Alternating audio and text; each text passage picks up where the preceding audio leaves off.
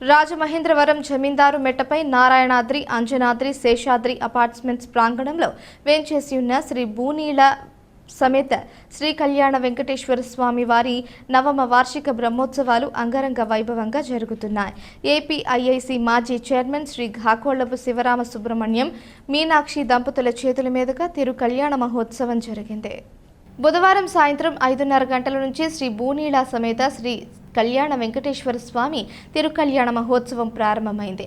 ముందుగా విష్ణు సహస్రనామ పారాయణం, చతుర్దాస్నార్చన, పూర్ణాహుతి, బలిహరణ అనంతరం శ్రీ గాకోళ్లపు శివరామ సుబ్రహ్మణ్యం, మీనాక్షి దంపతుల చేతుల మీదుగా తిరుకళ్యాణ మహోత్సవం శాస్త్రోక్తంగా జరిగింది. గోవిందనామ స్మరణతో పరిసర ప్రాంతాలు మారుమోగాయి. పలు రకాల పుష్పాలు, ఆభరణాలతో స్వామి అమ్మవార్లను అందంగా అలంకరించి భక్తులకు దర్శనమిప్పించారు. వేద పండితుల మంత్రోచ్చరణ నడుమ కళ్యాణ క్రతువు అంగరంగ వైభవంగా నిర్వహించారు. భక్తులు భారీగా తరలివచ్చి స్వామి అమ్మవార్ల కళ్యాణ మహోత్సవాన్ని కన్నులారా వీక్షించి ఆనంద పారవస్యంలో మునిగి తేలారు.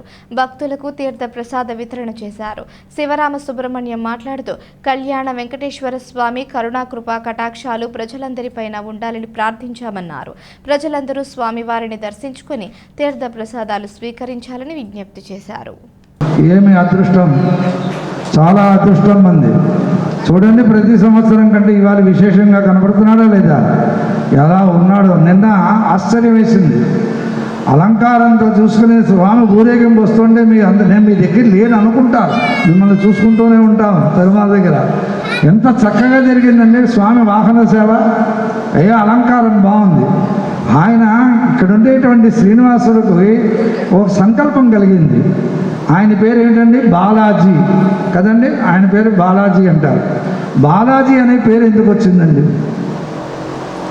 అంటే, సాధారణంగా చెప్తారంటే ఆ స్వామి రూపం బాలాస్వరూపం కదండి అని చెప్తారు. కాదు, ఉత్తరాది నుంచి యూపీ నుంచి వచ్చేటువంటి వాళ్ళందరూ కూడా ఇక్కడికి వస్తారు. వచ్చే కానీ ముందర తిన్నగా ఎక్కడికి పెడతారంటే శ్రీరంగం పెడతారు. పరవాసుదేవోయం వెంకటేశ ప్రత్యక్షం పరమం పదం. పరమపదంలో ఉండేటువంటి నారాయణుడే మళ్ళీ తిరిగి అక్కడికి వచ్చాడు స్వామి అని చెప్పి అందరికంటే దైవం బడా కాబట్టి ఆయన పేరు బడాజీ అనేవారు. బడా అంటే పెద్ద. గోవింద అంటే గాన్ వెందయ్యతీతి గోవింద.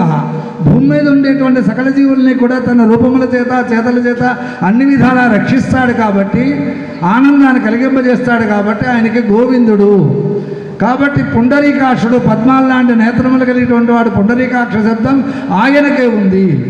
కాబట్టి ఈ రెండు ఎప్పుడైతే గోవింద అనేసిందో వెంటనే కృష్ణుడికి వెంటనే కళ్ళమని నీళ్ళు వచ్చేసాయి. అప్పటిదాకా మాట్లాడలేదు.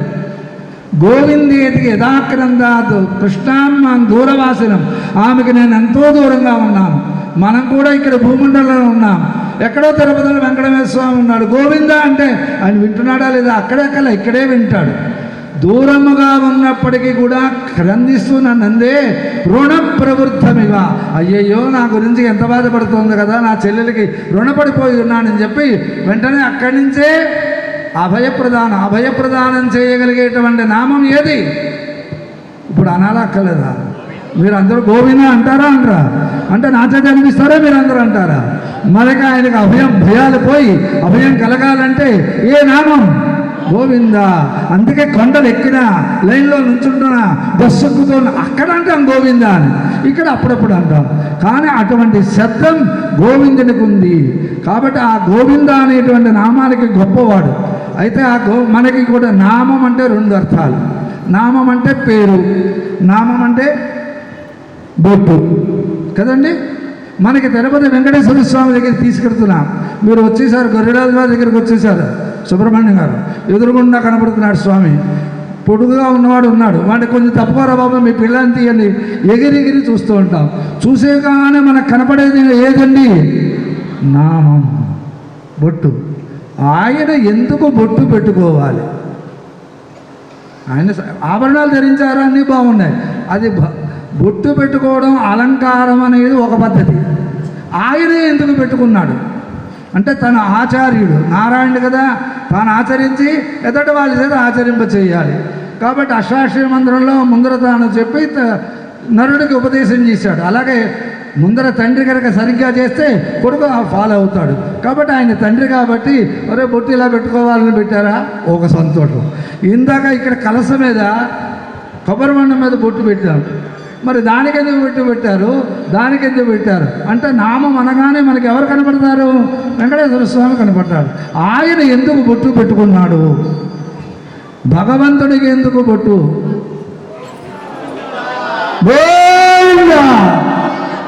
వినపడుతుంది. వెంకటేశ్వర స్వామి వస్తాడు ఇవాళ రాత్రి మీ కళ్ళల్లో కనబడతాడు. ఎందుకండి అంటే ఒక్క నిమిషం చెప్పనా, వింటారా జాగ్రత్తగా.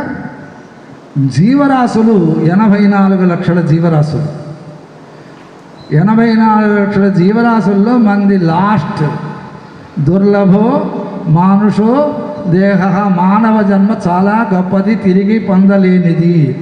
పూర్వకాలం తండ్రి మాట వినడం, ధర్మం ఆచరిస్తే వీడు పుణ్యం వస్తుంది, ఇది ధర్మానికి లక్షణాలు. ధర్మం ఆచరించిన వాడికి పుణ్యం కాదట. ఏత్ త్వత్ ప్రియం వరదరాజోత్సవంలో చెప్తారు, వరదరాజా నీకు ఏది ఇష్టమో అది పుణ్యకర్మ, నీకు ఏది ఇష్టము కాదో అది పాపకర్మ. ఉద్ధరతి ఉపరి భక్త జనానితి, తన్ను ఆశ్రయించినటువంటి భక్తులు అడుగులు అలా లోకంలోకి పాతాళ లోకంలోకి వెళ్లకుండా తిరిగి తన వైకుంఠానికి చేరుకోవాలని చెప్పి ఎక్కడికి తీసుకెళ్తున్నాడు, మనల్ని ఉద్ధరిస్తున్నాడు. మనం ఆయన ఆశ్రయిస్తే అగత్వాన్ని అనివర్తంతే, ఎక్కడికైతే వెళ్ళి తిరిగి రామో అక్కడికి తీసుకువెడతాడు, ఆ వైకుంఠానికి వెడతాడు. అది ఎలా ఉంటుంది, ఊర్ధ్వజనానితి. ఊర్ధ్వకుండ్ర అంటే నాయన నువ్వు నన్ను కనుక ఆశ్రయిస్తే ఇలా దిగగావాల్సిన అవసరం లేదు, ఇదిగో నేను పెట్టుకున్నాను చూడు బొట్టు పెట్టేటప్పుడు ఎలా పెడతా, ఇలా అంటావా ఇలా అంటావా, తిలకం పెట్టేటప్పుడు ఇలా అంటారా ఇలా అంటారా, పాపిట్లోంచి ఇలా అనేస్తారా, ఏమో లేటెస్ట్ మోడల్ అయితే అవ్వచ్చు ఆర్ట్ అనుకోండి, కానీ ఇలా పెడుతుంది అంతే. మనం ఇక్కడ పెట్టుకున్నటువంటి ఈ భూమండలం, ఈ సంసార సముద్రం, ఇందులోంచి ఇలా పైకి తీసుకెళ్తాడు.